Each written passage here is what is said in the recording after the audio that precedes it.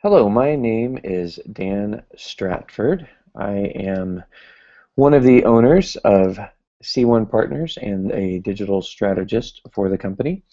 And today I'm going to be talking about understanding Google AdWords. Specifically, this is a presentation we're giving to the snow sports industry of America via a webinar on June 3rd, 2014. And this is going to cover everything you really need to know to avoid mistakes on implementing Google AdWords. So again, my name is Dan Stratford. This is me right here. And I am a digital strategist with experience in digital marketing since arguably 1996, but as a profession since 2002. My background includes working with a large Yellow Pages company and helping them develop internet marketing solutions for their clients, as well as working in the legal industry for LexisNexis. Dan Smink is my business partner. We're the two business owners in C1 Partners.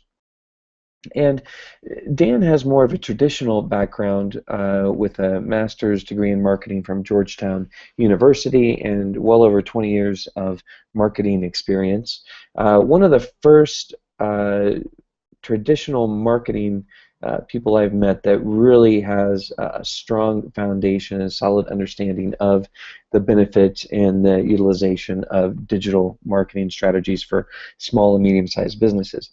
Peter Kent, the author of SEO for Dummies, is part of our consulting team, refers us clients regularly from calls that he gets from his books, and currently is on the defense counsel for Facebook over an intellectual property issue, and that's one of the things he does for a living as he travels the country as an expert witness in internet-related cases.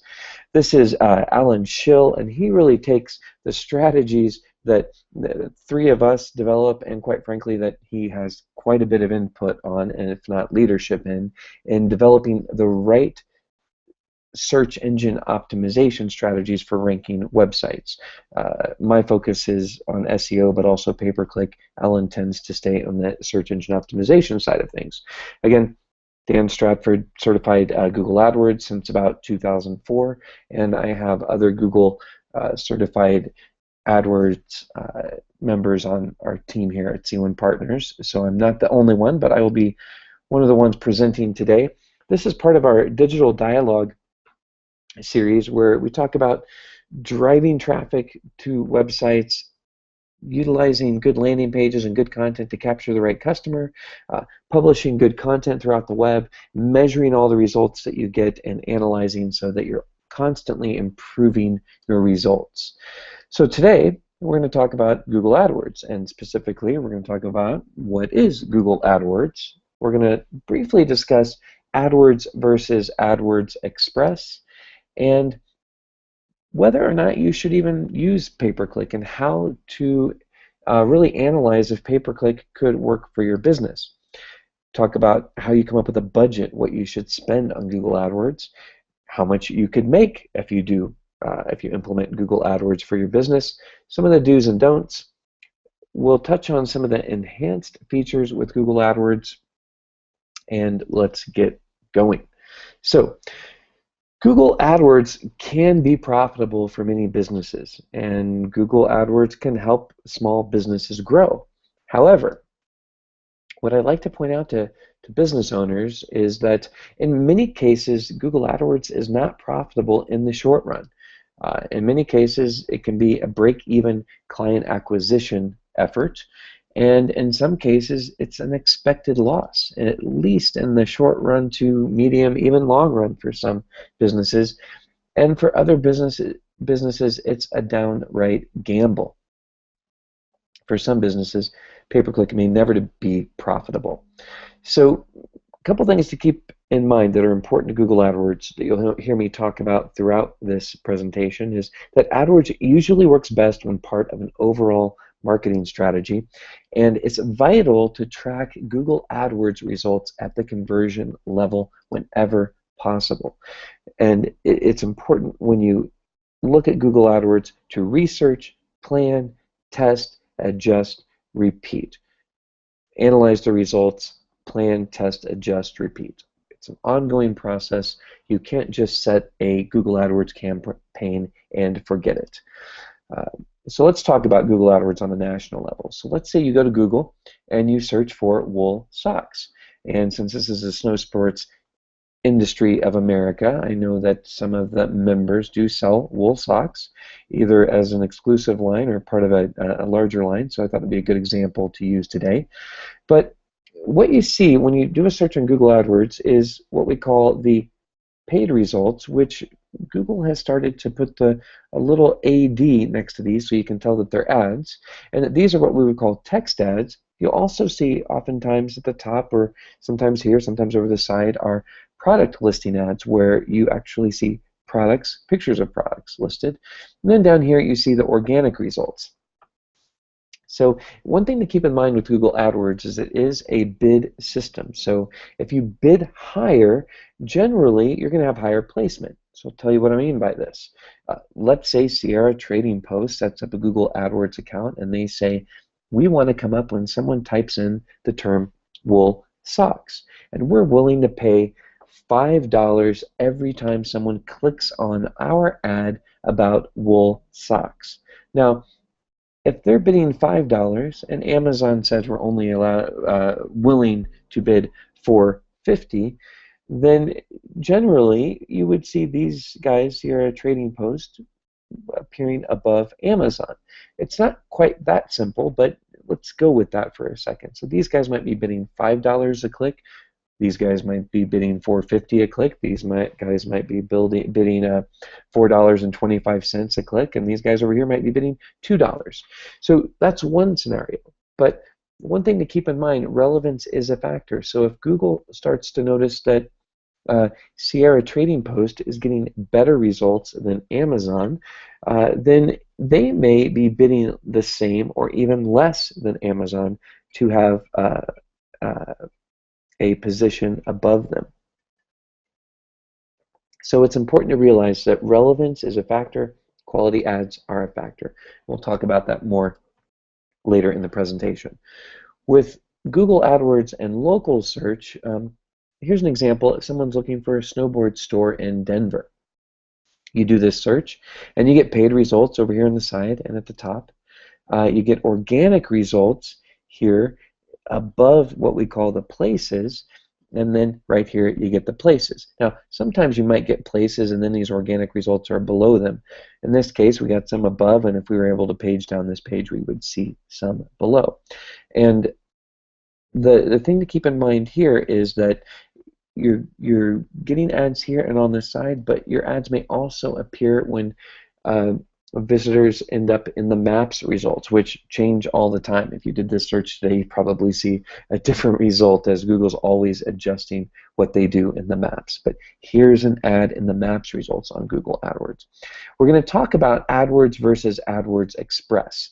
So AdWords Express is not a bad kind of solution, if you will, for small businesses who don't want to manage a more complicated AdWords account. One of the challenges with AdWords Express is that you don't have as much control over what keywords you bid on. You bid on categories. So for example, if you had a snowboard shop and someone searched on skis Denver and you didn't sell skis, you might not be able to control that with AdWords Express. So one of the reasons I always recommend AdWords, because you could waste a lot of money, as you can imagine, if you only sold one type of product, and Google decided, since you were a snowboard shop, that you also sold skis, whether or not you did. So it's one thing to keep in mind with AdWords Express that you don't have keyword control. You also cannot utilize negative search terms. So let's say you were a ski shop, but you did not sell cross-country skis. You could not add cross-country as one of your negative keywords. So another reason that I'm not a big fan of AdWords Express is that you don't have keyword control, and the winner when it comes to keyword control is AdWords. Other options you get with AdWords are things like site links, which we'll talk about, tracking phone number that you can use in the ad. You have a bit more control over that. Conversion tracking, you get a tighter conversion tracking with AdWords than you do AdWords Express, so AdWords is a clear winner there.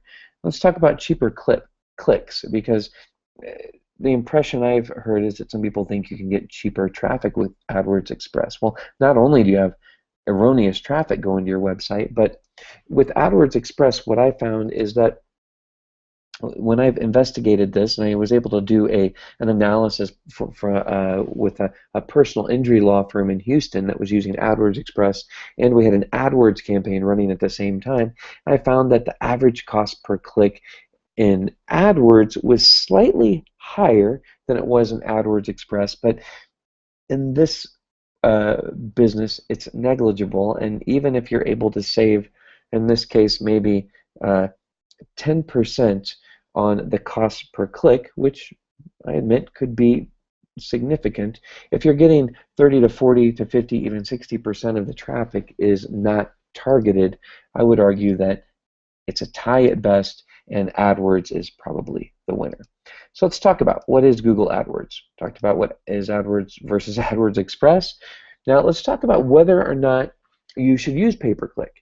And if you use pay-per-click, how much should you spend? And wouldn't it be nice if before you implemented a Google AdWords campaign, you could start to look at, well, how much will you make as a business if you use it? And then we're going to talk about implementing Google AdWords do's and don'ts. And a bit we'll touch on enhanced features. So one of the first things you have to do when you are considering a Google AdWords campaign is keyword research. So I just did a very general term. I typed in ski to a Google AdWords search tool, and I got back all these terms around the word ski and skis. And this gives me this column here is Google telling me what they would estimate the monthly search volume to be on that exact search phrase. This would tell me what the cost per click would be on that exact search phrase. This would be, so in other words, in order to appear in the top 3, you'd have to bid 21 cents to be at the top for Ski-Doo. I have to say, I'd be surprised if that were the case, but sometimes maybe an example of Google AdWords underestimating what the actual cost is. But let's just go ahead and say that it was 21 cents. If we utilized a click-through rate, an average click-through rate of 4%, that meant for every 100 times someone did the search Ski-Doo and my ad appeared in the results, for every 100 times, 4%, 4 times out of that 100, someone clicked on my ads. And if I were up there 24/7, I'd get nearly 900 clicks every month. And if my cost per click were only 21 cents, then my monthly budget on that term would only be $186. Now, here's an example of skiing. Same amount of searches, cost per click is $3.18, same click-through rate, same traffic, but my budget for that term is almost $3,000. So you can see it can vary, and we have some clients whose cost per clicks are over $100 depending on the market that you're in. Now the good news is this tends to be market driven, so for the term skiing, you would hope that this term could be utilized in a profitable way, but that remains to be seen at this point. So again, monthly search volume, exact match. Google estimated cost per click to be in the top 3, average estimated click-through rate, total clicks a month, and what your monthly budget would be. Google gives you this information, and this information, and this information. These columns over here are my doing. So how much should you spend? Again, I take, with my formula, I take the search term, the monthly search volume, cost per click for top 3 position, and then I add the columns for an estimated click-through rate of 4%, search volume times 4% equals your monthly clicks, and your monthly clicks times cost per click gives you your monthly budget. So we've talked about whether or not how much you should spend, whether or not to pay-per-click. We're gonna keep going on this. We're gonna talk about making campaigns profitable and what is your cost per customer acquisition, right? So let's get on with it. Industry average click-to-lead rate. So for every 100 clicks, the industry average is about 2.7%. So you would expect to get under 3 leads for every 100 clicks. What can you attain with a top quality program? You might be able to get over 20%. Really good, what we see for a lot of our clients and when we're doing well for them is in the 8 to 12% range. Sometimes we see a 20% range. It just depends on how targeted the keywords are. And could also depend on whether or not your terms are branded or non-branded. So industry average results, let's say your cost per click is $5. Let's say your conversion to lead rate is 2.7%. Your cost per lead is going to be $185.19. Now, if you were had an e-commerce site where it was transactional, people went on your site, they made a purchase and they left, then this might also be your cost per sale. If you're a business that would use Google AdWords to drive leads, then this would be your cost per lead. Sophisticated pay-per-click. Same cost per click because we can't affect too profoundly the cost per click. We'll show you later how you can affect it, but let's say you just improve your conversion to lead rate to 10%. All of a sudden, your cost per lead has gone from $185.19 to $50. And if this is a e-commerce checkout site, then your cost per sale has gone from $185 to $50. This is a huge savings, and while I was hoping that when we knocked it out, when we were in the Super Bowl last year, I'd be able to change this picture with and put in Peyton Manning, I wasn't able to, so we're still putting in John Elway here in Denver. So sophisticated pay-per-click. We're just knocking out of the park. We are absolute winners, and we're getting a conversion to lead rate of 20%. Our cost per lead or our cost per sale drops from $185 down to $25, which is a savings of 87%. So you can see a really well-run pay-per-click program on Google AdWords or Bing for that matter. If you can get your cost per lead or your cost per conversion to sale down significantly, you save hundreds, sometimes thousands of dollars. And what this means is that your competitors cannot compete with you in Google AdWords. Or what it could mean to you is that if you don't use an optimized campaign, you cannot compete with your competitors, if that makes sense. So how much will a client cost you? So let's say we're going to cost per lead, so that those numbers I gave you before weren't cost per sale, but they were cost per lead. So a lead conversion to customer acquisition. Let's say your cost per lead is $25 and you have a 5% conversion rate. Then your cost per client acquisition would be $500. 10% conversion rate, $250, and a 20% conversion rate, $125. Now, why this is important is you have to consider the quality of lead. And if you're getting a lot of leads for really cheap, but you're only getting a 5% conversion rate, then that might not be the best approach for your business. When we are targeting leads for our clients, we're always trying to make sure we're targeting quality leads so they get at least a 10% conversion rate, which you can see cuts your cost per acquisition in half. Now, one thing to keep in mind, if our cost per lead, because we're only getting, remember that slide that I showed you, a 2.7% conversion to lead rate? If we were paying $185 per lead and we had a 10% conversion rate, it would cost us $1,850 to acquire that client. So you can see lowering your cost per lead significantly will significantly lower your cost per client acquisition. So this is one of the ways that we kind of figure out what the cost per acquisition is for a client. So we're trying to figure out for this client, hey, what keywords for this business, what keywords should you go after?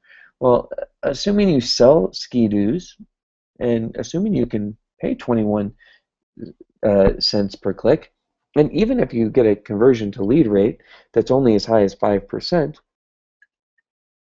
you can see that your cost per lead is only going to be about $4.20. Your conversion to sale, let's say you close 10% of the people who call about a ski-doo, and your cost per acquisition is $42. If this is really the cost per click on that, I should probably start selling some ski-doos with Google AdWords. I'd be surprised, but you never know. Let's say you are Heavenly Ski Resort and you're trying to drive business to your ski resort, and your cost per click is only 52%, which, by the way, this is a branded click. You would expect to get a much higher conversion to lead rate, but even if it was only 5%, your cost per lead would be $10 and $104 per sale.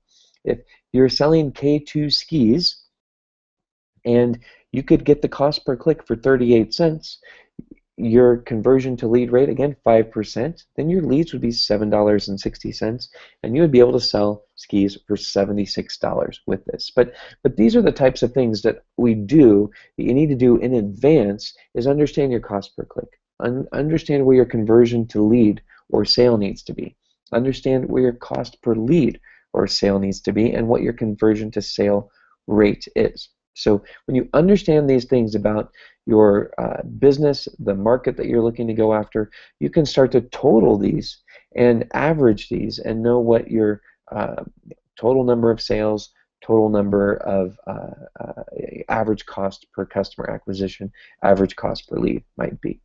So very important that you do this before implementing a Google AdWords campaign, because if you only sell a product for $100, you don't want to pay a $636 acquisition for that client. So what is not under your control with Google AdWords? You can't control the search volume. So only so many people search on a given product or service or topic. Now, certainly trends, there's seasonality that's going to change. If all of a sudden you advertise your business on during the Super Bowl, you're probably going to get a lot more searches for your business. But in general, we can't control search volume. Cost per click. Can you control cost per click? Be surprised that you can actually control and lower what you pay compared to your competitors in many cases. No matter what, you're going to get some cruddy clicks, even if it's just guys researching the market and they're clicking on your ads to see what you're doing. You're going to get that type of click. Google can change their minds, and one frustration that I've seen consistent over the last at least 8 years is that Google will change their mind on what their defaults are in setting up a campaign. And I've been burnt by this even as recently as a few years ago, and I drove bad traffic to my website, traffic that was unlikely to convert. So what is under your control? Keyword selection and keyword targeting. I think Peyton Manning's a good example of a quarterback who tries to control everything. So I like this picture for this. Keyword selection and keyword targeting affects your quality of leads. Which affects how often you can close the leads that you get. Your ad copy and your landing pages and how you handle your leads are all going to be under your control. So good ad copy will either refine or encourage clicks. Landing pages are going to, the better written they are, the more they match the search terms that are driving traffic to those landing pages, the more likely they are going to convert. How you handle your leads has a huge impact on how profitable any marketing campaign is going to be, whether it's online or offline for that matter. And tracking. If you don't track your Google AdWords, unless you have a really, really good excuse, and the only one I can think of really is with the restaurant industry. A lot of people will search for, say, a Mexican restaurant in Denver, a hamburger restaurant in Denver, and then they'll just show up. It's hard to track the effectiveness of Google AdWords with restaurants. There are things you can do. It's never going to be an exact science. But in most cases, there are tools out there that allow you to track what you spend, even at the keyword level, what search terms you pay for, what search terms people type in result in sales for your business. So let's talk about it. Do's and don'ts of Google AdWords. We're going to talk about match types first. So match types are really, really important, and we're going to describe what this means here in a second, but I want to show you this. This is a good real live example in Google AdWords. The default is set in Google AdWords to be very, very general and broad and drive very general and broad traffic to your website. You have to know what things to go in there and change in order to tighten things up and make sure you're targeting the right geography, the right search terms, and even using negative terms to avoid. So here's an example. When I set up keywords and I say, hey, you know what? I do not want to include plurals, misspellings, and other close variants because guess what, Google? I'm targeting a very specific search term or search phrase. The default is that it will include plurals, misspellings, and other close variants. And notice when I click on do not include close variants, which is, to me, one of the best things you can do, besides avoiding broad match terms to keep erroneous traffic away from your site. Google tries to talk you out of it. Your ads may not receive as many impressions or clicks if you do not include close variants. And guess who gets paid every time someone clicks on an ad? Do you get paid every time someone clicks on an ad in Google? No. Google gets paid. So Google has a bit of a subjective opinion on what type of traffic you should get to your site, and the subjectivity isn't geared towards your paradigm, what's important to you and your business. So it's important to know how to change these defaults so that you can get your most of the money you spend gets back in your pocket rather than only in Google's pocket. So let's talk about keyword targeting. Keyword match types are vital to your success. Broad match is not recommended. And what broad match means is, let's say I have a, which I do, we do that SEO and pay-per-click for my church here in Denver, and they rank, I think, #1 for Denver churches, so that's a good thing. We also do their paid search because it's great to have that exposure on the first page. But if we were to put in the word Denver church as one of the keywords that we selected and we left it broad match, then Google could bring back all different kinds of traffic. So when someone types in Denver church, you know, capital D, lowercase d, doesn't matter, the ad will come back. That's great. When someone types in Denver churches near Wash Park, which is a park just on the south side of Denver, it would also come back. That might be okay. Denver graveyard. Now, maybe kind of related. There are often graveyards next to churches, but I don't see the relation. But if you left broad match on, when someone typed in Denver church, you're likely going to get traffic from the search Denver graveyard.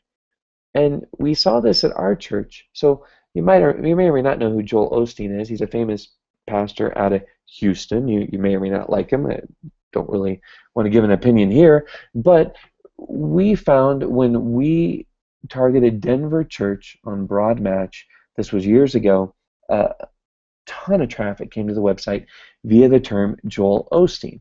Now I realize he's a pastor of a church, but he's not in Denver, and neither one of these words are church. So when you do broad match, you just never know. It might even come up when someone types in the Pope, which is somewhat related, but do we really want to pay for traffic on our church website based in Denver for searches like Denver Graveyard, Joel Osteen, and the Pope? The answer is no, we do not. So let's talk about phrase match. When you do phrase match, which is putting quotations around keywords, this is the possible traffic you'll be charged for. Denver church, that's great. Denver church near Wash Park, that could be good for this church. And by the way, if they aren't near Wash Park, then they might want to add that as a negative search term, which you can within your campaign. Non-denominational Denver church. If you're a non-denominational Denver church, this is a good result. Denver churches, plural, would not be brought back here, although if I called Google, I'll bet they'd tell me, well, it might be, because even their kind of phrase match they don't always follow their own rules. Is my point. And ideally, this should not come back on this, but you just never know. That's why you got to watch these things tightly. Denver graveyard had better not come back when someone types in Denver church and I'm using phrase match. Phrase match means that these two terms need to be in order and part of the overall search. Then there is Joel Osteen, and he would not come back. The Pope would not come back. We'd only get pretty much what we want, which is Denver church near Wash Park, and non-denominational church, non-denominational Denver church. So exact match. And by the way, I do recommend phrase match, and I do recommend exact match. Exact match means that, hey, someone types in Denver church, we're gonna, and someone clicks on my ad, I'll get charged. Not for Denver churches, not for Denver church near Wash Park, not for non-denominational Denver church, not for Denver graveyard. So the challenge with phrase match and exact match, especially exact match, is they can limit our opportunity to discover new ways in which people search. So one thing that we use is a thing called broad match with qualified or modified. I've heard it called both things, but all this means is you put a plus in front of the Denver and you put a plus in front of the church. And if you do that, this is the possible traffic you will drive and for which you may be charged. Someone types in Denver church, you will have to pay for that. Someone types in, and of course they click on your ad. Someone types in Denver church near Wash Park, you would also pay for that traffic. Someone types in non-denominational Denver church, yes. Denver churches, also yes. Even though this isn't a plural, it opens up a little bit, and it's something between broad and phrase and exact. Denver church E, for example, you might get that traffic to your site, but you won't get Joel Osteen and you won't get the Pope. The other thing you'll get is you'll find out if people type in terms like, one thing that we discovered was South Denver church. So now we know people search for the term South Denver. We can add that as a keyword. There may be other terms that you discover, people like gay-friendly church, and you have to decide, are you a gay-friendly Denver church or not, and then choose whether or not to add that as a negative. But you discover how people search by using broad modified or broad qualified. As long as you do it carefully, use a lot of negatives, and watch it frequently for keyword discovery, which can also help drive your SEO behaviors. So let's talk about click-through rates, high quality score. You'll hear some people say high click-through rate and a high quality score are vital. You must have both of those or you're doing something wrong. And not necessarily. For some keywords, yes, but not all keywords. Now, you're always shooting for the highest quality score you can possibly get, and we're not going to go into the details of what improves quality score, but generally it's having the right keywords with the right ad to the right landing page that doesn't have a high bounce rate, that converts well. The more you focus on the right keywords, to the right ads, to the right landing page that converts well, has resulting in sticky traffic, the better your quality score is going to be. Now, one of those factors is click-through rate. So if you have an ad that for every 100 times your ad appears, you get 1 click, that's a click-through rate of 1%. If every time your ad appears for a specific search term, you get 10 clicks, that's a 10% click-through rate. A higher click-through rate can contribute to a high quality score. That is one of the important factors. But there are ads you might write because you intentionally want to get a low click-through rate. And I'll give you an example. We have a client who has a store in Broomfield, Colorado, which is about 20 miles north of Denver, Colorado. But his store does pull people from in the city. The challenge is he doesn't want people on the south side of the city or the east or the west side of the city clicking on his ads, because once they see how far away his store is, he does not. They're not going to come to his store. So he might write the ad that says, uh, going after the search term Denver, snowboard shop, for example, but because he's in Broomfield, he writes the headline on the ad to say Broomfield. And that will lower the click-through rate, but it should still lower the bounce rate. So when people get to the resulting page, if they do click on the ad, they're going to be more targeted. So all the other factors that affect a high quality score are there, just not the high click-through rate. Now, why go for a high quality score? Why target the right search terms the right way, the right geography the right way, the right ads the right way, the right landing page the right way, have great calls to action on your website? Well, it can save you money. So if you have a $5 per click average cost per click, and you have a very low quality score of 1, for example, you may have to pay $20 for a click that your competitor is only paying, if they were all the way up here, $2.50. Nearly not much more than 10% the price. So if you have well-written ads, and you get a quality score of 7 or 8 or 9, now you're getting to where you're paying between 30 and 50% less than those who have a low quality score. So instead of paying $5 a click, you're paying $2 or $3, or instead of paying $1 a click, you're paying 50, 60, or 70 cents. So it's very important to watch your quality score. Keyword selection and keyword targeting.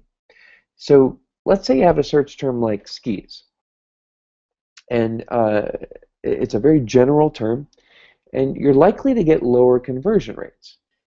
You're likely to get high volume.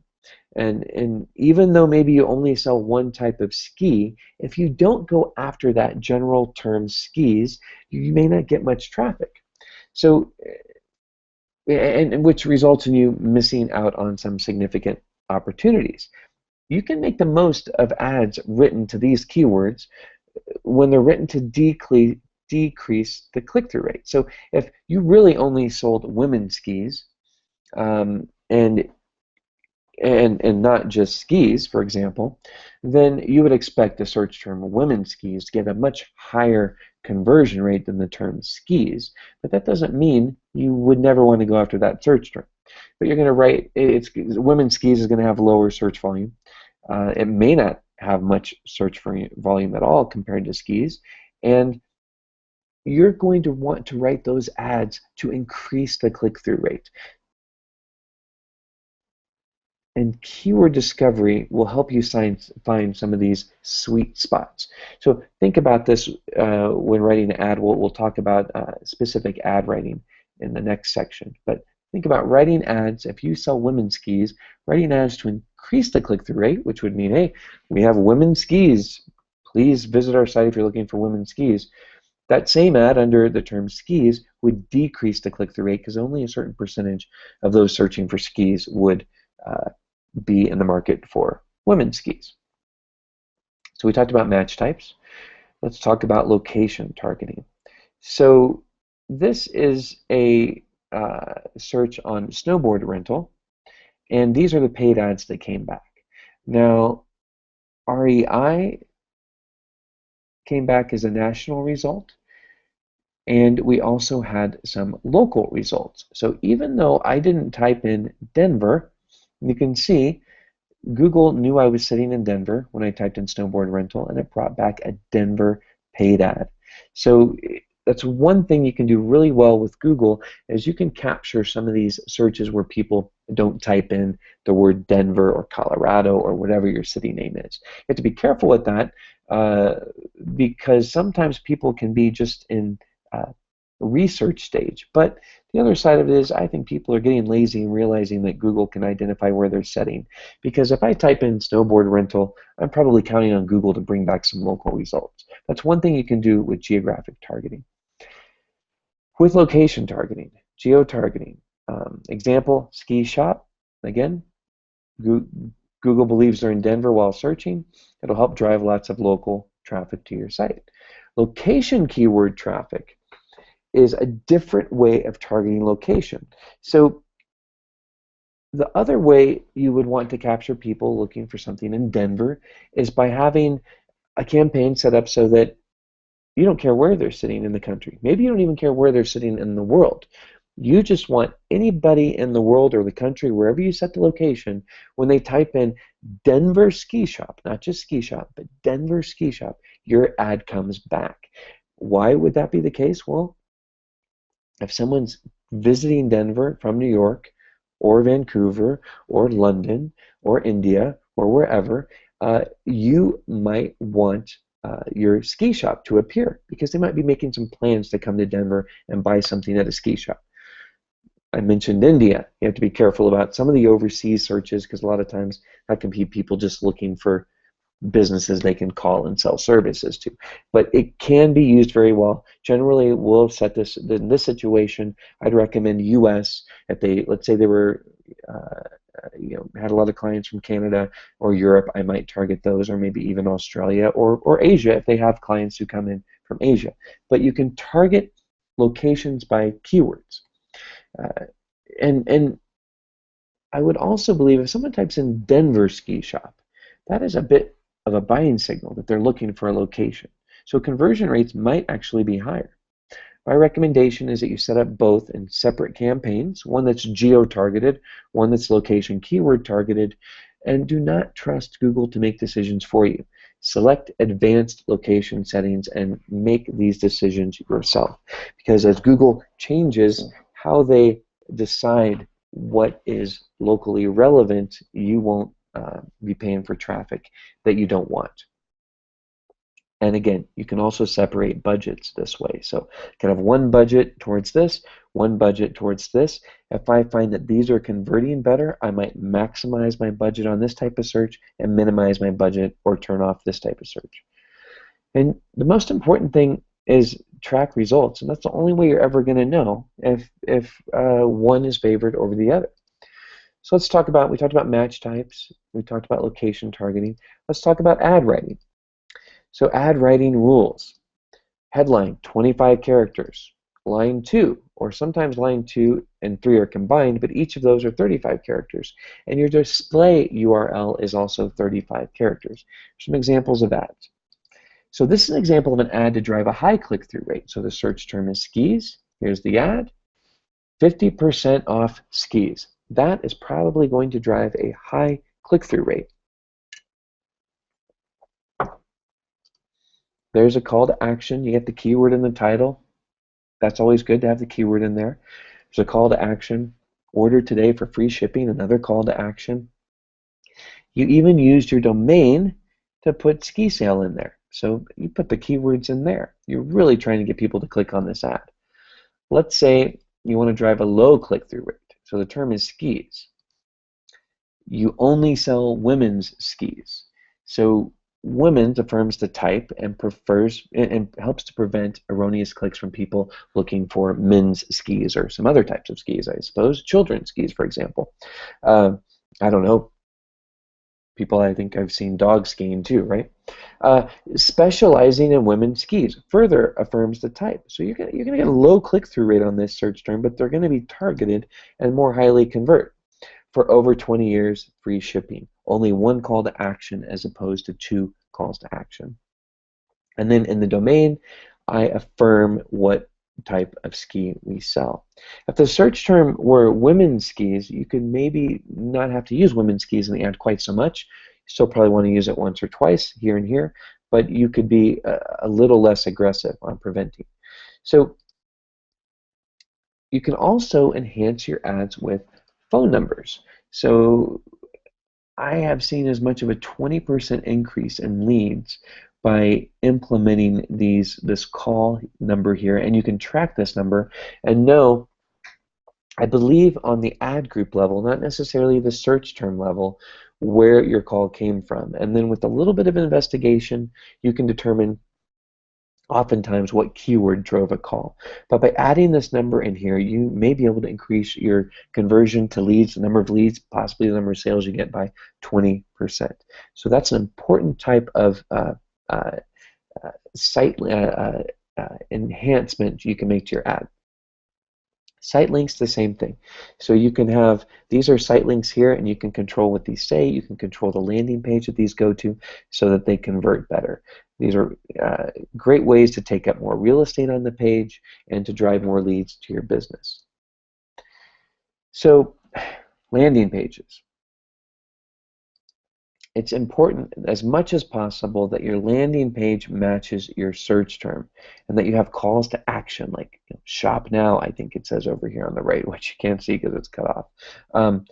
Using dynamic tracking numbers. So one thing that we always recommend, if any number of sales comes to your business via people going to your website and then calling, whether it's for a consultation or calling to place a large order, whatever the case may be, using dynamic tracking numbers allows you to know what search term drove what call, what time of day. The calls can be recorded.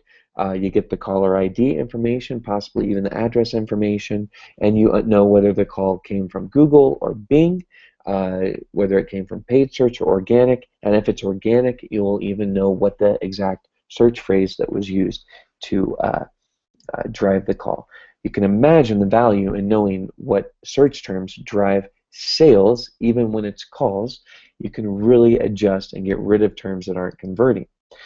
Engaging content. So you want to have content that engages. If you don't drive people to a good landing page that gives people reasons to buy, like shipping and calls to action, and obviously to the right page. For example, you would not want to go to their home page if you were looking for wakeboards or skates or snowboards, and maybe even skis. This looks like the ski page. You probably want to go to the ski page when you're doing a search for skis. If you're searching for women's skis and they have a women's ski page, that is the page you should drive your ads to. So one thing that we do is we try to reduce our clicks, to lower our click-through rate by saying in our ads, $5,000 minimum budget. So if someone types in PPC Denver, for example, they see our ad. We're hoping that we like the fact that we convert your PPC to positive ROI. $5,000 minimum budget. We're hoping that prevents people from clicking on it who maybe have a $500 budget or a $50 budget. So it's a strategy we use that lowers our click-through rate so that we can try to get a more targeted visitor to our site. Now, if this didn't work well, we might just put up here at the top $5,000 minimum budget. If we really wanted to keep anybody, because we still get clicks from people who don't read through the whole ad and have a $300 budget. We give them some advice. We encourage them to come to one of our webinars or one of our trainings, and but they don't become a client because they can afford to pay us to manage a campaign that's only $500 a month when it's going to take us at least 3 hours a month to manage the campaign. So let's talked about ad writing. Let's talk about the display network. So display network. Don't use the display network unless you have a need and have a plan. In the display network, you'll see ads appearing as banners. You'll see ads appearing in emails. So in other words, here's an email. I'm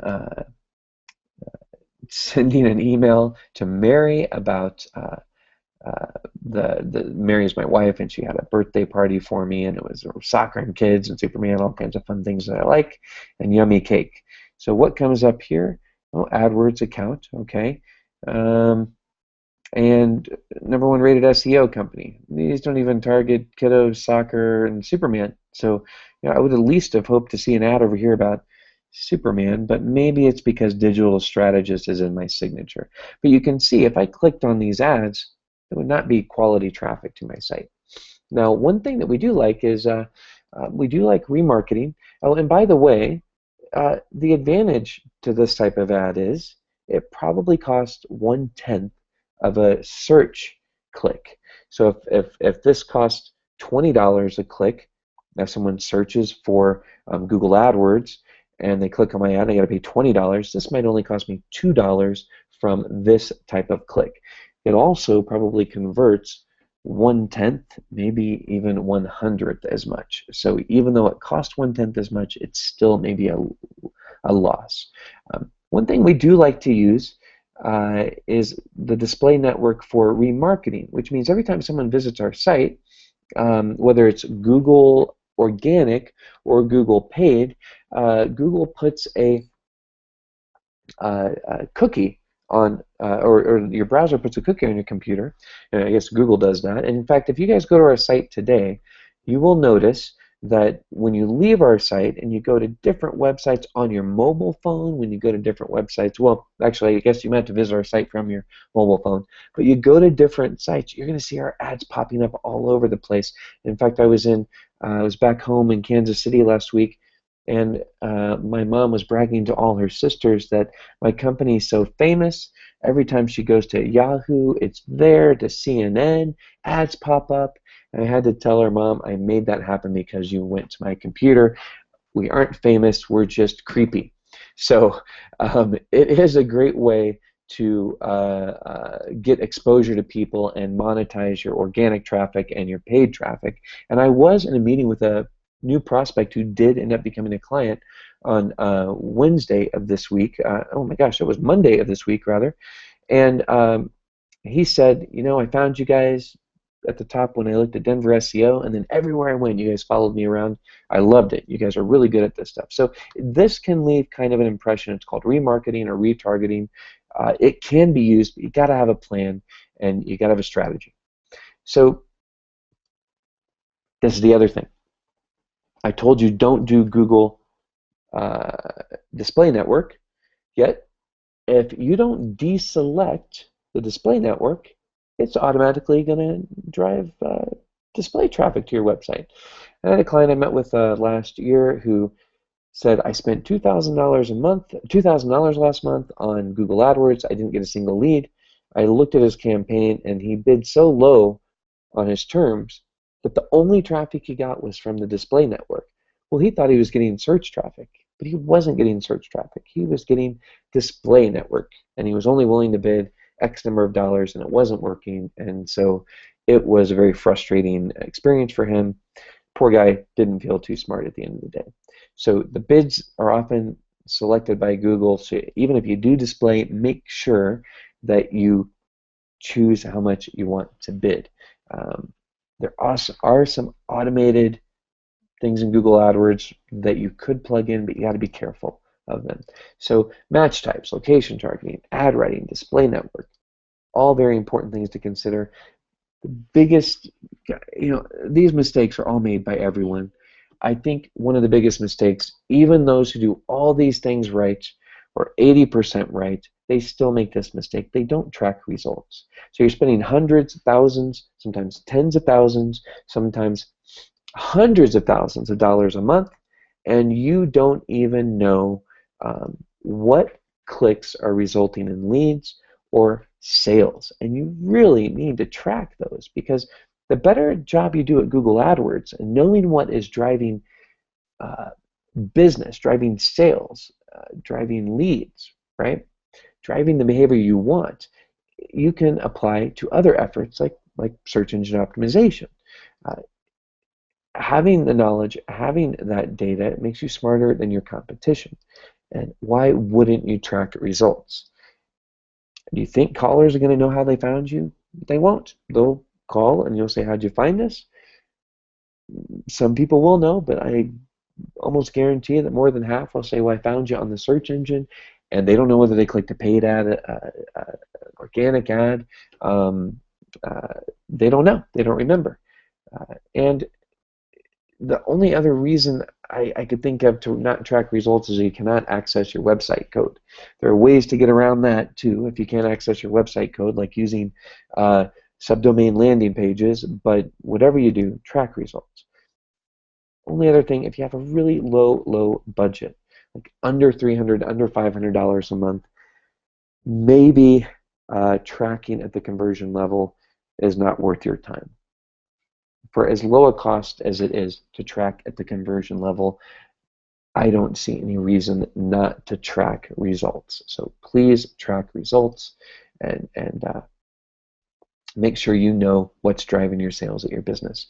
If pay-per-click is your only form of advertising, that's the only way you're ever going to get someone to call you, maybe that's the way to go. But how are you going to make it better if you don't know which search terms are driving which calls? So very, very important to track results. What can you track? Talked about it. You can track online sales. If you have e-commerce, you can track that. You can track calls to action. So what keywords are driving people to download a form or fill out a free evaluation? You can track pages visited. So what types of search terms are causing 5 pages to be visited, or 10 pages to be visited, or specific pages to be visited? And contact forms, what terms are driving people to fill out contact forms? You can track all of this in Google Analytics, even calls with one of the tools we use called Mongoose Metrics, and all of this at the keyword level with Google AdWords. Now, notice how I said Google AdWords, Bing also. You cannot track at the keyword level with organic search. What you can do in all of these cases is differentiate paid results from organic results, but Google blocks the search terms people type in and get to your site from organic visits. So something to keep in mind. You can differentiate between paid and organic, but you get a lot more details with paid, which can at least help to drive some of your organic activity specifically. So thank you very much for your time. Let us know if you want $100 in Google AdWords. We'd be happy to give you a gift certificate for that. We get them all the time. They're not that hard to get. You can probably go to Google and Google $100 gift certificate. But if you'd like to get one from us, we'd be happy to set you up. Of course, if you do that last approach, you're probably going to get some other pay-per-click agency calling you. So probably not a good suggestion on my part, but we can help you out. $100 credit towards AdWords is an easy thing to do, and it helps at least give you a little bit towards your budget. Want to contact us, you can contact me. My name is Dan Stratford. That's our phone number, 303-501-1821. Send us an email to info@c1-partners.com or dan.stratford@c1partners.com. Thank you very much for your time today, and we'll see you next time.